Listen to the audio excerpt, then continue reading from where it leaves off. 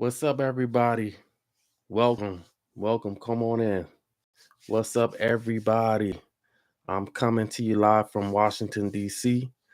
If you're out in LA, if you're out in Atlanta, Chicago, New York, if you're out in Houston, Miami, welcome in, welcome in. It's good to see everybody in Philly. Welcome, welcome, Philly. I see you out there. Welcome, everybody. Welcome, everybody. And for those of you who are even in other countries, London, I see who else do I see on here? I see there's a lot of people coming in. Thank you. Appreciate it. Um Coming live in wow, India. Wow. See Ethiopia, Somalia. Wow, it's very diverse. It's a very diverse people. I'm coming in from TikTok as well as um uh YouTube. So everybody who's on YouTube, hey, welcome in, welcome in. Um and I want to welcome in all my TikTok friends and those who follow me and even those who don't. If you don't follow me, come, follow me. And if you're on YouTube right now, just click the subscribe and things in the details. I have links in the details so that you can go check out and hopefully they'll apply to you and be able to help you. Lots of things from crypto, cryptocurrency to metaverse, just different things that you can get into, and it's a good time too. But that's not what we're going to talk about today. Today we're going to talk about, well, there's a lot happening, and there's still news unfolding about Kevin Samuels and his departure, his from Earth, and his passing. Um, and I don't necessarily want to talk have the same talking points as a lot of people that I'm seeing online, but I did want to discuss something that just really been on my mind a lot, especially with this whole Jamal Bryant situation. Um, and that's a name that I've heard for years. I don't really watch him. I'm not a follower of his like that, but I mean, him. I've heard him a couple of times. I've heard a couple of sermons of his before. He's actually, if you don't know who he is, he's actually I think he's a Baptist preacher, or he's a not. I don't want to say Baptist preacher, but uh, he's a Christian preacher, and he's a known preacher. He's known, I guess, maybe within the black community. As far as the black church community, he's known in those circles. Um, I'm not sure how well he's known outside of those circles, as far as internationally or abroad. I'm not exactly sure of his following, but uh, he said some things that really disturbed me. In fact, you know what? I'm not even gonna go into what he said. I think we should go into a little background behind him, behind as far as his life. Uh, he, I want to get this straight, so I won't sound like I'm bashing him, because uh, one thing I don't like doing is bashing ministers and bashing preachers and stuff like that. That's not something that I enjoy doing. I have family who are in ministry. I have family. I've grown up around church and people who are really serious about church and God, and are very religious. So I have a deep respect for people who take on that job as a pastor or as a minister, because those jobs are not easy. Those are not easy jobs. Those are jobs that really, you're really giving up your whole life to to to uh to do those types of jobs. So I don't I try to tread lightly when I talk about people, because those that type of job you're put on a pedestal and you're expected to be this perfect person, and in reality most people, well, people in general are not perfect, and we all make mistakes, and we all don't always make hit the high mark. We don't always do the right things. We don't always say the right things. And even myself, I'm not a perfect person. So who am I to cast judgment on another person? But well, I'll take that back, because I do think there is room for judgment, and I think there is room. At the same time, I do think that there's room for criticism, and there is room to, when somebody has a responsibility, when somebody becomes is in ministry, there's a responsibility that they have. The words that they say they can't take lightly, the things that they do they can't take lightly. There is a responsibility behind that, you know what I'm saying? So I don't even though I believe, what I want to say is, I do believe there is room for judgment when a person is in authority, or when a person is speaking and is speaking to a lot of people, and not just that, is influence a lot of people. And Jamal Bryant, he has honestly, the track record that I know, well, I'll say the good things first. The good thing I do know is he's a talented preacher. He knows how to he's very influential. Um I know that he's very talented as a preacher. He has a gift. That's something that I believe that God has given him, a gift to be able to minister and to influence people. That's a gift. Everybody can't influence people. There's a lot of preachers out there who just talk, and you know nobody really wants to listen, you know what I mean? But he knows how to really engage with people, and that's a gift that he has. Outside of that, into his life, um is nothing that I respect.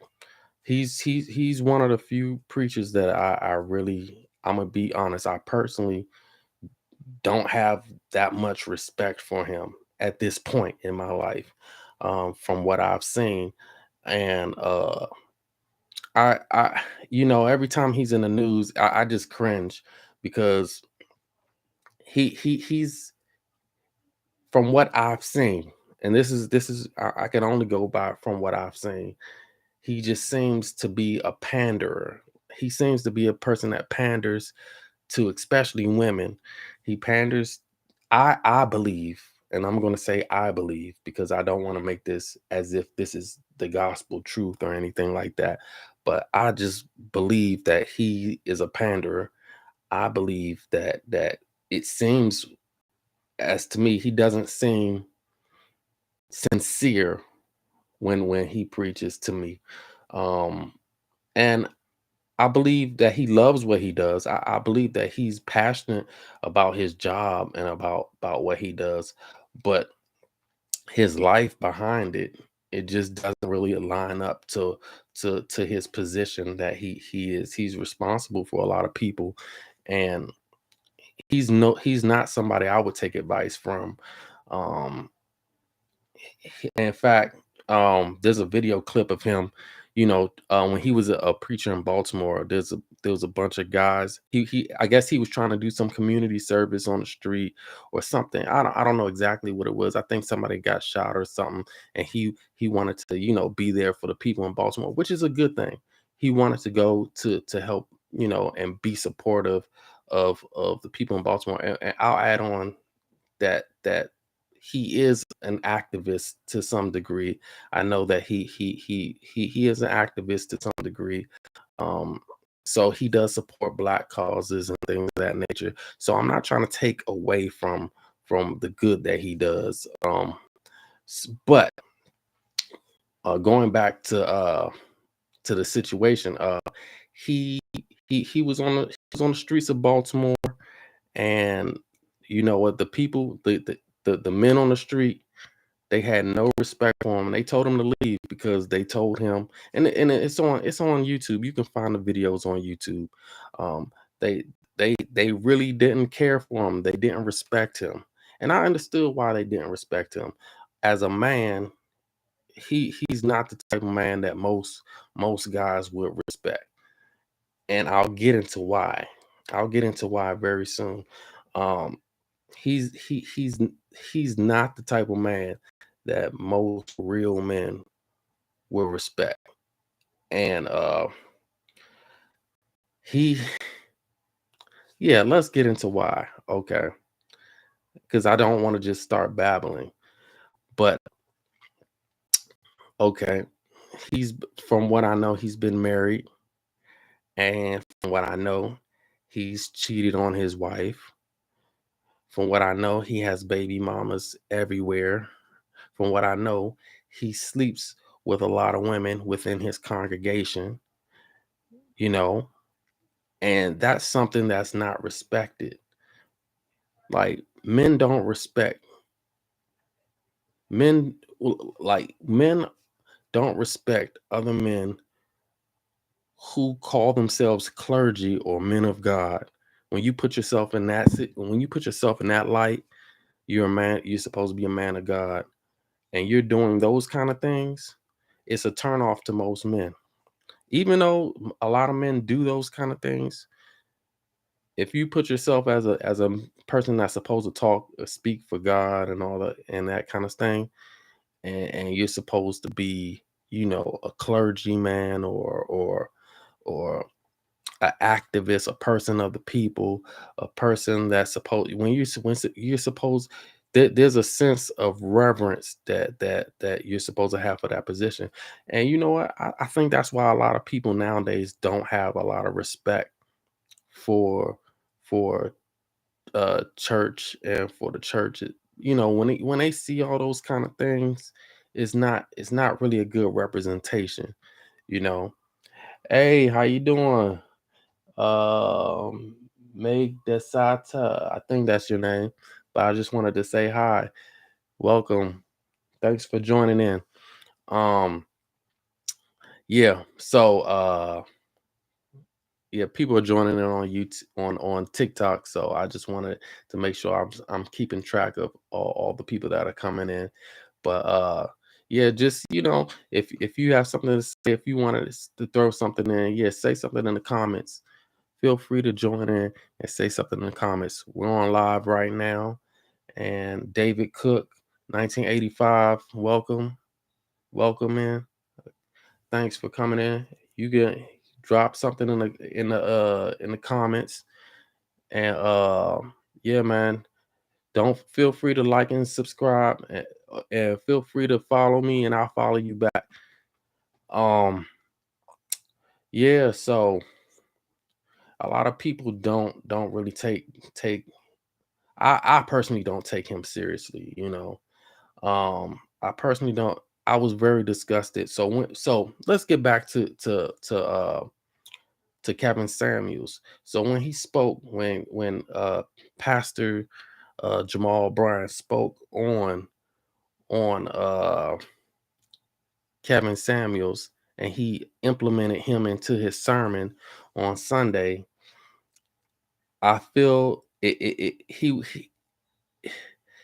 literally was pandering to women, and it was just blatant. It was just blatant pandering, and it just, I'm gonna be honest, it made me sick to my stomach, Um, and I know his congregation is mostly women, and they probably pay his salary and pay his tithes and things of that nature. But you gotta be honest. You gotta be honest with people. You can't. And you know what? Maybe to some degree he believes what he says. That's there though too. But at the same time, if he really believed what he said, where was he the entire time when Kevin Samuels was alive? I never heard him say anything about Kevin Samuels when he was alive. So why speak on him when he's dead? You know, I feel like that was a punk move, you know. That wasn't a real man. That wasn't being a real man. If you had something to say about Kevin Samuels, say it while he was alive, you know. And the reason why he wouldn't say something like that while he's alive is because I don't think that he's a real man. I don't think that he's not the kind of man that stands up to other men. He's not that. He's definitely a beta. So that's my feel on Pastor Jamal Bryant. I don't see him as somebody that yeah, he has the gift of gab, and he can talk and everything, talk a good game. But he's outside of that, outside of him on that pulpit, once he leaves that pulpit, he can't stand it. He can't stand toe to toe with another man. Nah, as a man, if he stands toe to toe with another man, he's gonna put on a I'm a preacher thing. You know, he's gonna hide behind the cloth. He's gonna hide behind all that. But I don't want to. I don't want this to be a bash on. I probably did, but I don't want this to necessarily be a bash on him. Uh, but that's just how I feel about the whole situation. If he really believed what he believes, why didn't he say anything when Kevin was alive? You know, I never heard him mention Kevin anytime while he was alive. The one time he spoke on Kevin Samuels is when he died, you know. And like I said, I'm not against preachers. I'm not against, the church or anything. Very much not. Um, like I said, I have ministers and everything in my family. You know what I'm saying? I've been raised up in the church. So nothing against it, but I would like to hear what you have to think. I would like to hear what you have to say. So yeah, man. Everybody, everybody, just uh say something in the comments. I want to read what you got to say, and I like to talk about it. So hopefully you enjoyed today, and I hope you have a good day and enjoy the rest of your day, and like and subscribe. Check out the details below in the description, and also just have a good day. Peace.